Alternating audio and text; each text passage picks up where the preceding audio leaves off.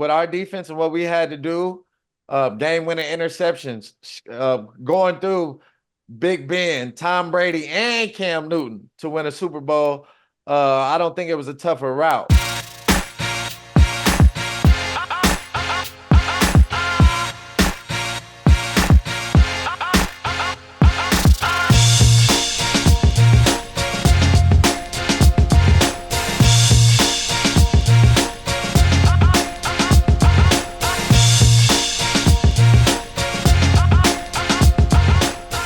What's going on? It's Keyshawn, and welcome to my show, All Facts and No Breaks. Joining us today is Super Bowl champion Chris Harris Jr.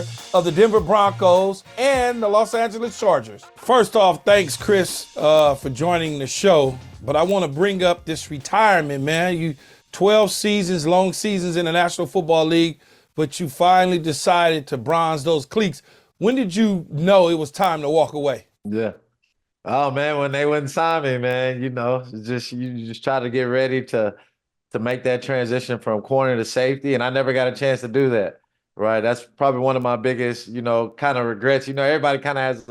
You can't say you didn't have one regret, or something didn't happen in the league, and that would be mine. Is just not being able to get a chance to play safety, knowing that I can play outside and inside and being a great tackler. I wish I would have got a chance to, get a couple more years at that safety position. Yeah, I like when I retired, I didn't have a desire to go back, although teams kept trying, coaches kept trying.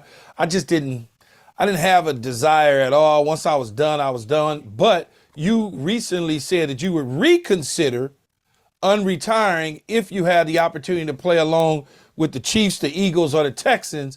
Is that still the case? Yeah. If they picked up the phone right before training camp, it was like, yo, we need you to come in as a veteran and help us out and blah, blah, blah, blah, blah. Yeah. Would you consider that? Oh yeah, definitely. I'm staying ready and staying in shape still, and I'm training kids out here, so they're keeping me young, man. So definitely, I feel like it'd be a great opportunity to go to those teams that have high chances to win a Super Bowl, and great quarterbacks. So that's the key in this league. You got to have a solid quarterback. So that's the first thing, when I'm looking at teams I would go to. You got to have a quarterback that that's going to produce in the playoffs. So you're from Oklahoma. You didn't go to Oklahoma State. You didn't go to Texas. You didn't go to OU. You wind up at Kansas, UK. How you say it? Jock Chalk Rock or something like that? Give it to me. Rock Chalk Jayhawk. Yeah. Rock Chalk Jayhawk. Okay, Yeah. So how did that recruitment process go for you when you passed on other teams or schools within that conference and region? Yeah. Hey, man, it was a weird process because I was known for basketball growing up, playing AAU, going all over the world, playing these tournaments and things like that. And, starting as a true freshman in high school. So I didn't realize I was going to play football until probably like my senior year. And my coach was like, hey, you need to focus on football, focus on being a defensive back, and I just really focused on it. And I didn't have any offers after my senior season, but Coach Mangino, he came to watch my basketball practice. And from there, he offered me a scholarship at Kansas to play football there. That was my first offer. And at basketball, just watching me play basketball, and from there on, I went to KU, was able to start as a true freshman opposite of Keith Talib. We had pretty good success up there, and that was kind of my recruiting process. Oklahoma, O State, TU, all those schools didn't offer me. They didn't recruit me, so that just gave me more motivation to have a chip on my shoulder, go up to Kansas, and be able to start as a true freshman in the Big 12. So you kind of went through something. I was gonna say you kind of went through something similar in college at KU. You had a phenomenal college career, but yet you still wasn't recognized by the NFL as one of the top defenders in that year's draft. You didn't get invited to the combine, but yet and still you went on to prove the Broncos wrong. How take us through that feeling, knowing that, man, I'm better than some of these dudes and I can't get a combine invite?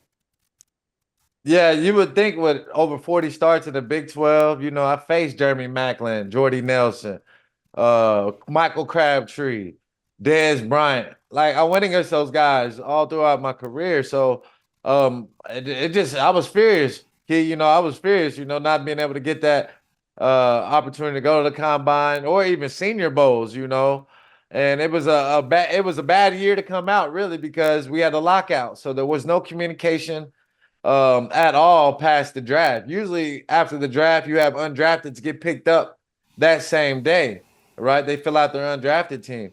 But in that year, it wasn't like that, right? They didn't pick up the undrafteds until July. So I was just trying to stay focused, stay in shape, and it just kept me motivated. My agent said, "Hey, when the lockout comes up, I'm gonna make sure I have a place for you." I trusted him on that. It was out of the Cowboys, the Dolphins, and the Broncos, but I feel like the Broncos was the better opportunity for me, knowing that it was going to be a new it was going to be ran different now, new organization style ran because this was Elway's first year as the GM, so I just thought it would be a better opportunity to go there, and they were going to give me a fair shot, and that's why I signed with the Broncos. As soon as the lockout was lifted, bam, like the next day I got a call. So it moved fast once that lockout lifted, man. I was in Denver probably like in 3 days. So I just wanted to go back to that 2007 Kansas season where you guys were 12-1. I think that's the best season in Kansas history. It's like a basketball school. So what was that like, being like, the guys on the big man on campus for the whole year and, having Aqib Talib as a senior mentor and captain? Yeah. Oh man, that was huge for me. I was blessed to come in with, a great friend, great big brother, Talib. Showing me the ropes, showing me give me that confidence. Hey, I want you out here with me, come out here with me. I'm an All-American, but I see that you're a true freshman, you can play. So just having that guy right there was huge, especially with Mangino, because Mangino is a tough coach to play for, Mm-hmm. But winning that Orange Bowl, I mean, we thought it was gonna be like that every year, and it just happened. It just didn't happen like that. But we had a lot of weapons on that team. In our secondary, we had another safety named Daryl Stuckey. He played 8 to 9 years in the league for the Chargers. So we had 3 Pro Bowlers in our secondary at Kansas at that time, but people don't know. So it was a talented group. We were definitely shutting them down. And man, we won a national championship that year too. So we didn't get that much shine, that too long. Mario Chalmers and those boys won the championship that same year. So it was a wild year for us at KU. So you was reunited back with Talib in Denver. You guys are the first duo to make first team All Pro from the same school and played together at KU. What set you apart? What set you guys apart from the other tandems in the National Football League at the cornerback position? Yeah. Oh man, I think it's those key plays, those big third down plays, right? Everybody makes plays, right? But can you make the crucial plays? Those big time plays that you need for your team to win. And whenever our team needed it, me and Talib was able to do it. Right, and do it for multiple years, and then ultimately getting us a Super Bowl, helping us get to a Super Bowl. When you look at the advanced stats, we're always up there in the top. You have 2 corners in the top 5, top 10 in analytics. Not giving a lot of touchdowns or yardage, and being able to play man, being able to play zone. Me being able to shut down the middle of the field. Talib being able to shut down the boundary. That's huge. Right, we make it limited for quarterbacks for them to go, and then also us being able to match up. If you had a super big receiver, hey, let's put Talib on him. If you got a small, shifty guy that might be trouble for taller guys, hey, put me on him. Right, so we could always any type of receiver that you had, we could match up to you. Right, so I think that's what set us apart. What was it? See, I've always wanted to know this, because I've never asked the question, and my personality doesn't allow me to go in this direction. Yeah. What was it like though when you're a rookie, undrafted rookie, to walk in the building and you got Hall of Famer, future Hall of Famer and Champ Bailey, future Hall of Famer and Brian Dawkins, 2 guys that I played against, and you just a rookie, Chris, when you walk into the building, to the defensive room, and you like, I mean, like, I always wanted to know, like, what was that like to see? Because I ain't never, like, when I was drafted, right? Yeah, Obviously, I'm drafted at a certain level, and I ain't got no Hall of Famers on my team. I wasn't walking in there with Jerry Rice and yeah. Michael Irvin in my room. Man, they got those guys gave me so much confidence, and I say this every time I speak on these guys, B Dog, Champ. We had another corner, Andre Goodman, played 12 years. Yeah, Trey. Right. I had three great vets. Like, I don't think it can get any better than that. Right. Coming from these guys, and they just I was blessed because of the lockout. It was I'll give some positivity on the lockout that the first round or the draft guys wasn't there yet. Right. They hadn't figured out their contracts yet. Right. So they're working on their deals and things. So guess where I'm at? I'm already in the facility. I'm with the vets. I'm getting a little head start. I'm getting a week or two head start before those guys get in there. And I'm with just Champ and Doc, and they're getting a good look at me. Right. So, man, those guys, they wanted me to be out there on the field.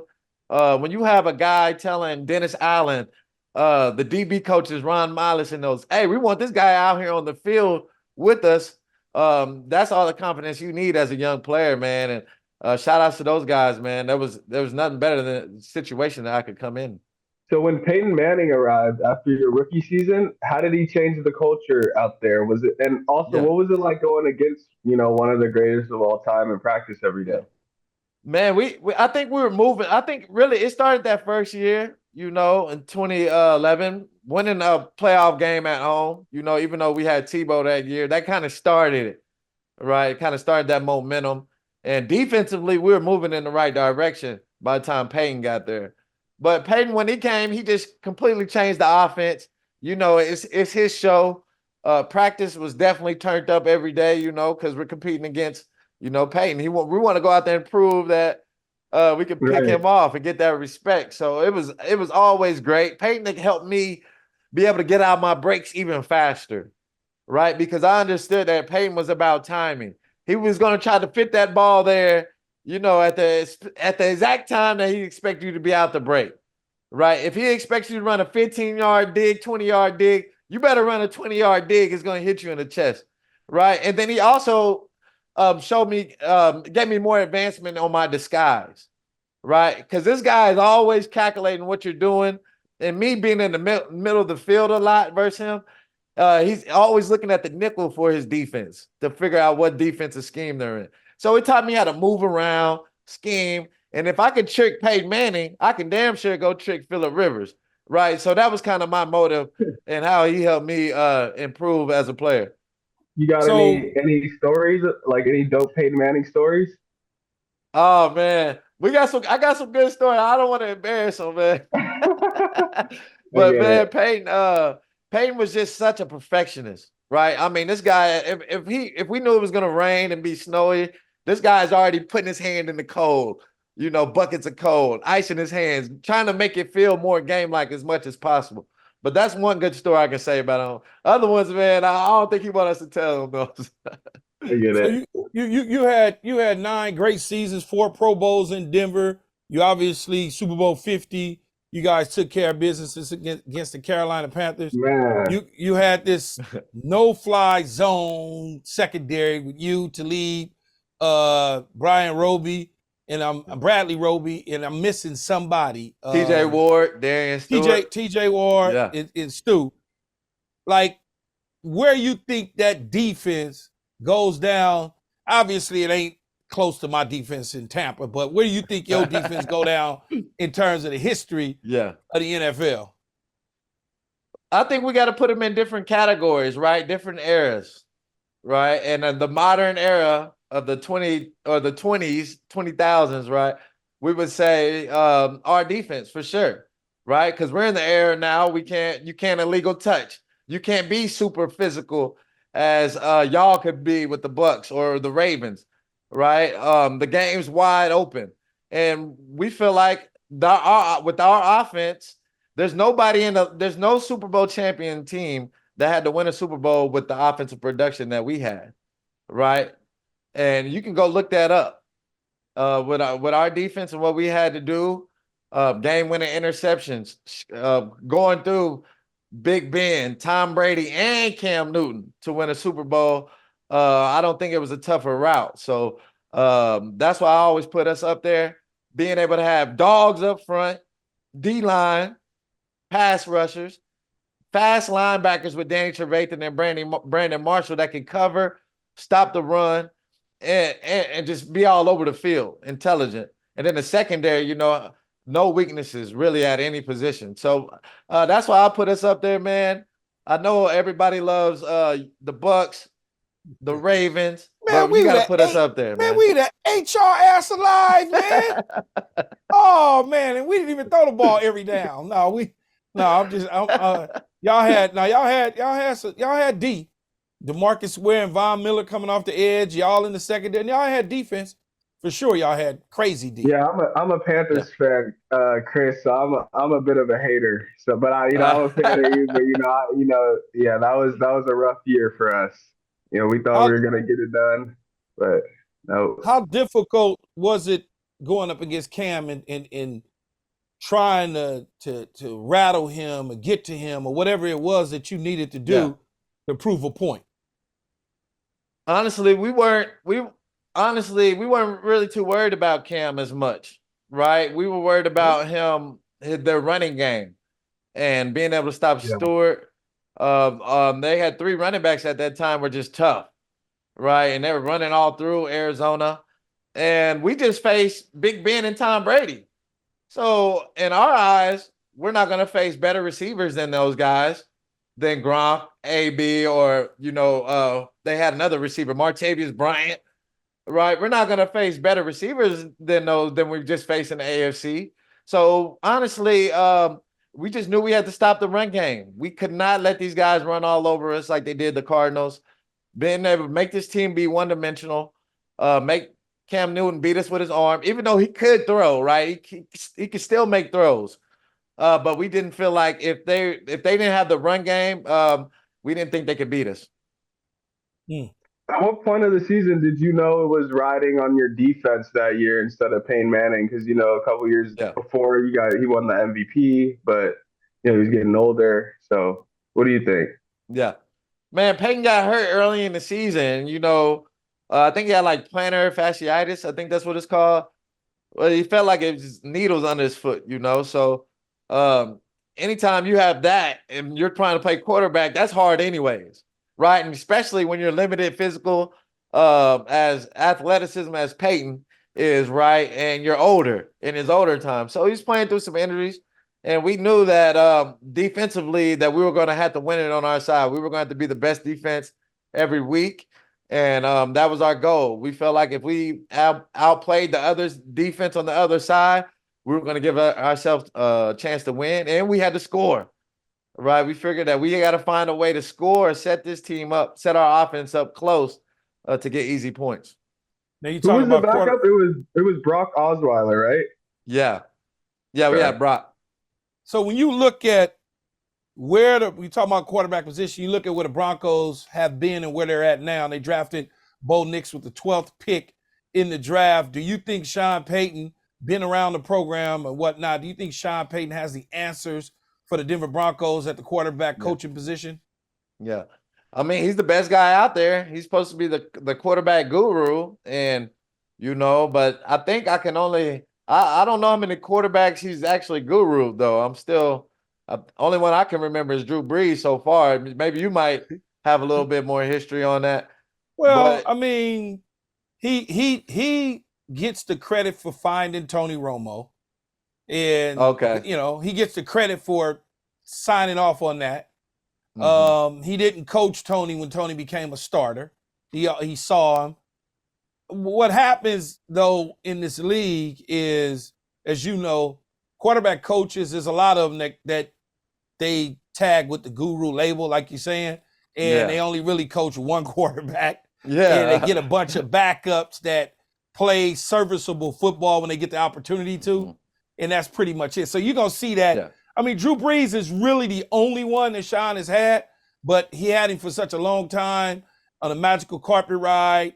So he gets the label. Well, this is a big test for Sean because the Russell Wilson experiment didn't go as well as the people in Denver wanted it to. And then Sean came in and said, okay, I had enough of this.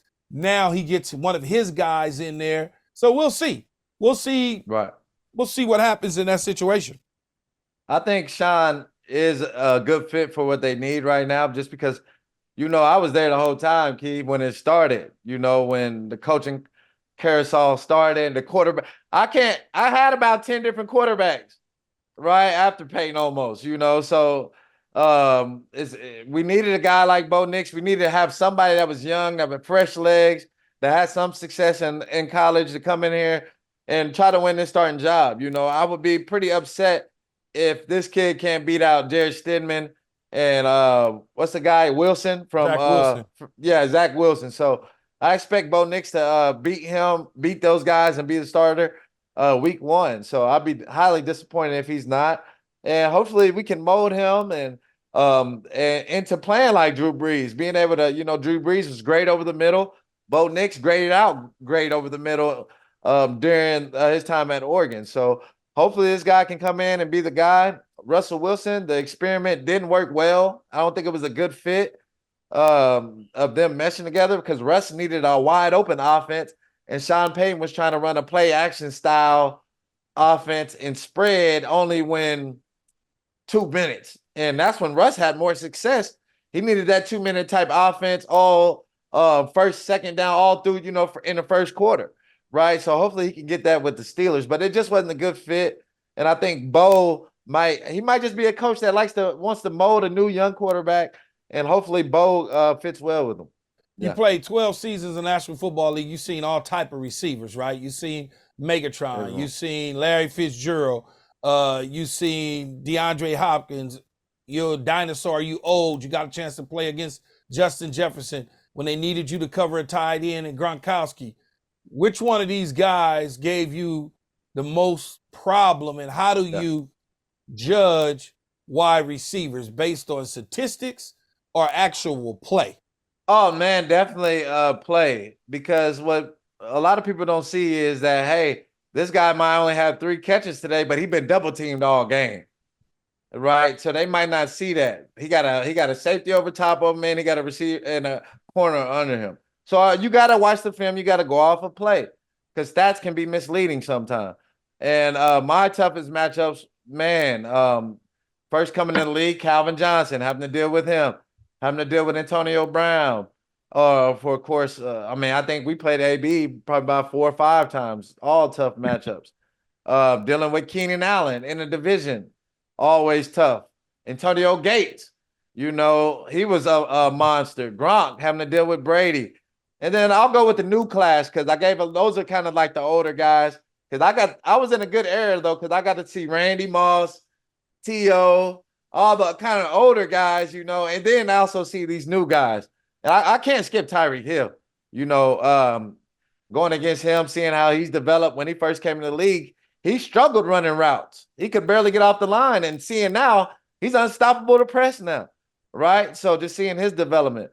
But now, man, these young boys, I love these young boys, Key. My top young boy is definitely Jefferson. His route running is exceptional, right? And he just knows how to find the holes, zone or man. He's so silky smooth, right? That, some guys are hard to press, and he's just a guy that just knows how to evade you, right? And you can't say that to everybody knows how to do that, because I think it's something like AB knew how to do it, right? Not every receiver knows how to do that. And he's a guy that just is a phenomenal route runner. Chase, the reason why Chase is so tough is he's like a running back at receiver, right? You got a guy that's physical. Once he gets the ball, he's like a running back. He's hard to bring down. He's very strong. So I love Chase. I love Jefferson. Those would be the 2 top guys in this new era for sure. My son, we have conversations about players then, now, we try to figure it out. I like young receivers. I like the young receivers. I ain't hating on the young dudes. They cool. It is what it is. I just know things were a little bit more difficult a few years back. That's all. Ain't nothing, I agree. it was a little more difficult to run down. I wish I could run down the field. Nobody was grabbing and tugging. Or I wish I could go across the middle and have Brian Dawkins crazy ass sitting there thinking he Wolverine out on the field trying to hit me in the head. That's because when I look at it, every single team I ever played on, my quarterbacks are always suspect for the most part.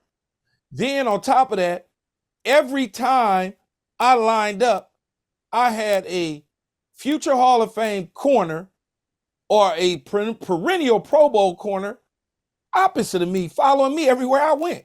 So it was like, as soon as I broke the damn huddle, I'm like, damn, I got him. And so things are just a little more difficult. But I don't hate on them at all. Because I know, I know what the league was then and what the league is now. But my son, look at the pay, man. They want to argue. At the pay. I can't, you know what, Christo? Is I can't look at the pay. The reason I can't look at the pay, because Jerry Rice and them said the same thing about us. Like, man, like, Jerry making $2 million, me and Randy making $9 million. So they looking at it going, they just paid them that, So I get it though. I get it. It's a different era, different times. League. It's an offensive league, and you can see where the resources are going. They're going to the quarterback, they're going to your receiver, then it's going to your O-lineman. That's pretty much where it's going, right? And now these elite guys are making $30 million, competing with quarterbacks at that price. My only issue is, come on now, we got to get the cornerbacks up, right? Especially the top guys, right? We're man to man. We're on the island. We got to cover these guys. And it's not like they're just getting like, it's different when if the X is just standing out wide and he's beating me all day. No, it's not like that. These guys are in motion. They got these guys in stacks. They're moving these guys all over the field. They're assisting getting these guys open, right? And we have to cover them. Keyshawn, you hear what Chris is saying. He's telling you exactly. He just left the league. He just left the league and telling you exactly what it is. Yeah, we got to get the cornerback pay up with them, man. Our job is hard already, man. So Surtain, come on, let's get them up to 30. Sauce Gardner, we got to cover these guys. Let's put some respect on the guys that we gotta go out there and cover these number one guys. So speaking of the best corners, who do you think is the best corner in the league right now? Oh, right now. Ooh, that's a very good question, man. I'm gonna have to go. Of course, I'm gonna go with the home team. I'm gonna go with Pat Surtain. Give us top three. I'm gonna go with Surtain. I love the corner in Houston. I forgot his name. He's killing me right now. The young kid from LSU. Yes. The young kid from LSU. Oh God, I'm yes. Stanley. Is it Stan? Is it? Oh, it's killing me right now. I gotta look his name. Stingley. Stingley. There it is. I love his game, right? I think he's very high. He started out a little shaky, but last year he was elite, right? And when I look at it, I'm looking at targets. How many times was a guy targeted? How many yards did he give up? How many touchdowns did he give up? This guy didn't give up anything last year, right? And he was targeted damn near 40 times less, 40 to 30 times less compared to Surtain and Sauce Gardner. So he's shutting down his side. He had 4 or 5 picks, right? With getting less targets. So I love what Stingley did last year. So I would put those guys right there as the top 3 going into the next year. Stingley, Sauce, and Surtain. Sauce kind of reminds me of he's kind of like Sherman without the ball skills, right? Because Sherman had ball skills, right? Mm-hmm. And so Sauce is, he's there to make the plays. He's not giving up any yardage. He has nice pass breakups. But for him to get to that next level, even though he's already been All-Pro, I think twice already, right? That's crazy. But to get to the Sherman level, I think once he adds those ball skills, that'll put him on that level. See, I agree with you on Pat Surtain the second. Like I really fuck with dude. I like him. Uh-huh. He big, he fast, he's not afraid to stick his head in there. It's difficult for guys if he get his hands on them to get open. That people not just running away from him. Then I got like so when I'm looking at players, I look at them a little different than the hype and the nicknames and all that. That's cool. You Sauce Gardner and you in New York, I get it. You're a good football player. But I look at dudes like Jalen Johnson, Chicago Bears. He plays football. Diamador Lenore, San Francisco, he plays football. I ain't never seeing him chasing people from behind. I'm always seeing him in the mix, active as hell. But you know, they not gonna get that notoriety just because there's other guys on the team that's with them, or Chicago hasn't been very good, so he's not necessarily gonna get the notoriety. Sauce Gardner is on his way. There's no question about it. Then we talk about old Wizards and Jalen Ramsey. For some reason, he's an old vet that still is very highly productive, man. He is highly productive. Then you got the boy up in San Francisco, the tall kid, and I like Stingley. I love his game. I like Stingley from Houston as well. I think he pretty damn good. I mean, there's a bunch of good ones, but all the dudes, I'm taking my man in Denver for sure off the board first. Oh, 1v1. Yeah. Chris, 1v1, best of 5 in your primes. Who winning between you and my dad, you think? What? Oh, man, I think I can win that one, man. Wait, hold on. That, man. My earpiece, something wrong. Let me clean this. Hold on, man. What you say? Hey, you see, you can't ask receivers and DBs that, because we both gonna say we're gonna win, right? That's just the mentality that, especially us, you know, high level players, man. We think we both go undefeated. That's something wrong with my earpiece, man. I can't understand what he's saying right now. He said who's going to win. I mean, look, 5. Same thing I tell Richard Sherman. Same thing I tell any of the DBs, Jalen Johnson, all of them.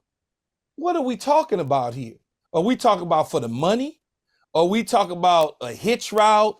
Are we talking about a slant, an in cut, a corner in the slot? Like, are we lining up in his 3rd and 6, and I'm on an island with him by myself, and it's for the money? Goal line and 5 yards in. I'm your father. I already know what he's running. He running the fade route. See, I'm your father, son. You go and you pull up some video. That's all I'm gonna tell you. You know, run the fade route. He wants that pylon fade, man. That's what he wants. Look. I gotta fix my tie now. So as I always had these conversations, Chris, about basketball and knocking down the shot when it matters most, and guys, you know, when guys are the closers. You just go look at games that I had to close out. I don't care if it was in a red zone. I don't care if it was on 3rd down to close the game out. If we got the 1st down, you just look at the percentage rate. That's all. It ain't just no fade, because, see, that's the first thing everybody going to think, is that he going to run a fade. Most likely, if we in a red zone, I'm probably going to run a fade or a slant. And then, you know, that's probably what it's going to be, because it's like me getting to the elbow on a 17-foot pull-up to close it out. That's what it is. There's nothing you can do about it. Like I told, what quarterback would you choose? Man, I'll take any of them. Man, I'll take any of them. Nah, it matters who your quarterback is. No, Chris. I played 11 years, and I caught balls from 17 different QBs. I never had the same starter at the start of the season to the end of the season, except twice in my career. That's you didn't get to have a Peyton Manning? Oh no! Ain't no knock on Marvin or Reggie Wayne, but give me Peyton Manning damn that. Give me Vinny Testaverde for 4 straight years. Just give me somebody every year, Chris. It's like you starting with a different defensive coordinator every year that you play. I almost did that. I damn near did that. Think about how hard that is. Or think about how hard it is every time you look up and the dude on your left or right was a different corner every single year. That's how it was for me. I ain't crying wolf, because I had a phenomenal career. I did what I needed to do when I needed to do it. But for the money, he going to lose every time for the money. We betting on Keyshawn number 19 all day long. Chris, when do you think you arrived in the NFL, when you're just like, all right, well, this is easy money now. Like, I'm here. Oh, my rookie year. You know, a lot of people didn't really know me, you know, early, just because I was undrafted and it was a lockout, you know. Right. And we had like Tebow mania, but I was all rookie team my first year. You know, I was out there as a rookie, so I feel like I made an impact early, and to be undrafted to all rookie team, that was kind of letting me know that I could play in this league. Mm. So you have a youth football camp called the Underdog Academy, encouraging kids to reach for the stars. When you look back at your career and you look at what you've done, being an undrafted guy, not highly recruited, you went to 4 Pro Bowls, won a Super Bowl. Did you approach it with an underdog mindset? Yeah. Oh yeah, man. And just I always kept that mentality and try to give that to my kids. And from the the people that we work with in Denver, back home in Tulsa where I'm from, also LA, doing a lot of work out there with the Chargers. Man, it was just me and my wife's always our motivation to always give back and I'll try to uplift this next generation and being able to have multiple events, a lot of different things to attack, from homeless to clothing to, help these kids with reading literacy, helping the younger kids with financial literacy because we deal with high schoolers now. These high schoolers are 1 year away from being professional, right? And college. So it's just being able to give that impact and give them different my things that I failed at, things that I was succeeded at. That's the only way we can give to uplift this next generation. And with everybody in the league, a lot of guys are doing things. Man, if we continue to do that, man, we'll hopefully continue to see a faster jump from our next generation of kids, man. For You know, sure. you mentioned being from Tulsa, Oklahoma, and Yes, sir. whatnot, and I personally, when you grow up in the public school sector, you're not taught certain things. Things are hidden from you in times of history. You're just Yeah. not, they're gonna tell you about Martin Luther King and Rosa Parks, and maybe they give you a little bit of Malcolm X here and there just because it's there, it's out front. But for the most part, you getting white American history is what you're being taught and told. Growing up in Tulsa, Oklahoma, how much did you know about Black Wall Street in the Tulsa massacre? Yeah. I was blessed where I lived at. We lived in a small country in the suburbs of Tulsa. It's very south, so I wouldn't even call it the suburbs because all my people out there, we've been out there for hundreds of years, us and the Indians, Muskogee Indians in particular. But it's called Snake Creek, right? And we had our own church out there. It was founded in 1947 by my great grandfather. We had an all black school there, or with just our family. That they ended up losing it because they didn't know how to read. Right, we lost the ownership of that school, and then they shut it down. So then from there, all our people and my family had to bus from deep down south up north to Booker T. Washington, which y'all probably heard of Booker T. Washington, Robert Meacham, Felix Jones, Mhm. Wayman Tisdale. It's a powerhouse in Oklahoma, historical school, right? So that was kind of a little short history on that, but that's how I learned it from the elders, right? My elders, we had elders that was alive during that time and was able to, whenever we had Black history, they would present new history to us, different things of what was going on, especially in Oklahoma. And that's how I learned about it, man. But they didn't teach us that in school. Everybody just really now learning about it, really. The world is, but we were taught that as a definitely as a kid, man, because we had elders that was alive during that time, and really some lived up there and then moved back south because the way Tulsa is the majority of the Black people live up north Tulsa, or they live in the very, very south in the country part of it. And then the middle is kind of, more of the white people. So that's kind of how it is in Oklahoma or in Tulsa. And so that's how I was able to get that information. At some point, I'm gonna have to visit. I want to visit it myself, just to Yeah. from a Get some real soul history food. Get some standpoint. real barbecue, man. Come on, I come to don't, man, I hate Oklahoma, to man. hate, Get some real man, I barbecue, hate, man. you know what? If it ain't coming from LA, I really don't fool with the barbecue. LA I ain't with barbecue? the, no, but see, but no, slow down. It's a couple spots in LA that you got to go to in the hood to get the real barbecue. Like it's just a Okay, couple, okay. and those individuals, for whatever reason, got it right when they came from the South. But when I'm Yeah.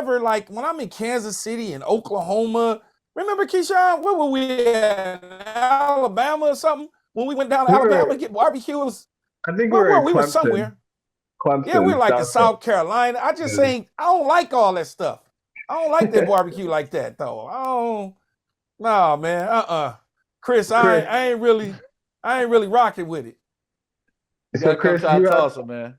You have your own foundation. You're a national spokesman against domestic violence through DVIS. You have Yeah. a podcast, attended NFL broadcast boot camp.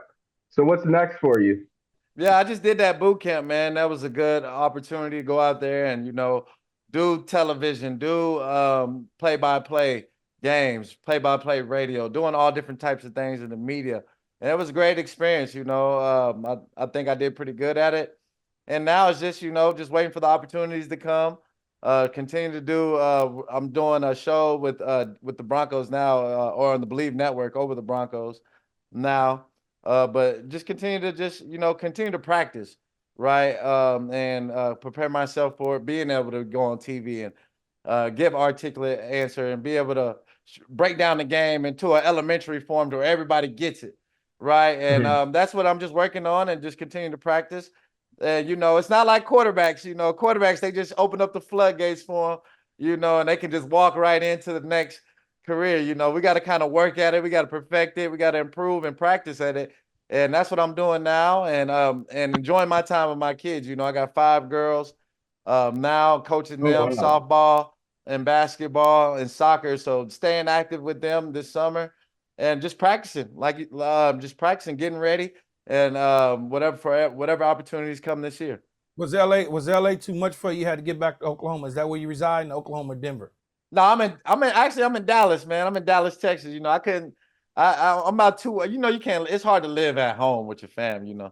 Everybody got a handout. You know how it is sometimes. But I'm only 2 hours away from Tulsa, so I go back and forth all the time. And so they can, and my mom, my pops can get back and forth. But no, I loved LA, man. I loved it with the Chargers. It was fun. I was out there in Orange County. Only thing about LA, you got to lock your stuff up out there. Because, man, everybody loves Orange County. Man, you got to lock it. You better lock it up heavy out there. Everywhere, though. Man, you need a bolts. You need everything. You need what's those? They used to have the windows with the cages on it. Yeah, you gotta have all that down there. They ain't got no bars on. Man, you talking about where I grew up at, not where you was living at. Come on. You talking about where I grew up at, not where you was living at. Getting my teammates, man. No. Your teammates is stupid. They don't get it. They come out here and they think they can just move around like that. Nope. No, these are guys that were out there. They had been out there and they wasn't moving like that. But they don't get it though. It's a certain area you gotta move in. Yeah, you gotta move a certain way. They ain't from here. You know what I'm saying? They can see you. You've been out the country, I'm sure, before, and you've seen how the people look at you out. They like, well, he ain't from here. That's the same thing out here. You ain't from Cali. You ain't from LA. Like, you ain't from here. You don't rock like us. You different. Like Kendrick Lamar say, they not like us. Hey, man, I was smart out there. I had the gated community. I had all the fences. I was good. See, man, you had to be extra smart down there in LA, man. But I loved it. It was a great time. No, that's true. It's a different. It's a different environment. Yeah. Yeah, everybody does love Orange County, Keyshawn. Yeah, all the athletes, I feel like, every time they move from somewhere to California, Southern California, they go to Orange County or they want to go to Orange County. It's peaceful. To like LA. It's peaceful. Peaceful out there, man. You can always get up north pretty fast. And, people always talked about the traffic. The traffic is pretty much like, it could get bad, but Dallas traffic is just as bad, so it wasn't too big of a difference for me. But I mean, it was always something to do out there. That's one thing. Monday through Friday, or Monday through Sunday, it's always something jumping in LA. No, it's a big city, man. Well, thanks. We ain't gonna hold you up no more. Thanks a lot for joining the pod. Appreciate it. Thanks so much. Oh yeah, no problem, man. Thanks for having me. That's it. It's a wrap. Thanks to Chris Harris Jr. for joining the show. And don't forget to subscribe to All Facts No Breaks Pod on all social media and YouTube. Till next time, it's Keyshawn. Peace.